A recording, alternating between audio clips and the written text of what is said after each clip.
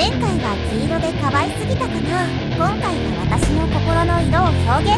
まずは唐揚げとさ、竹炭にはデトックス効果があるから食べて綺麗になってほしいな。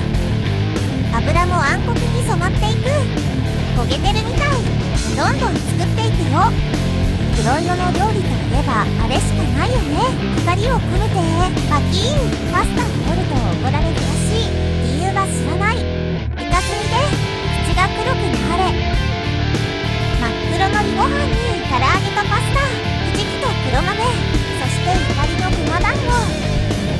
新品の靴下に入れてあげて。反応が楽しみだな。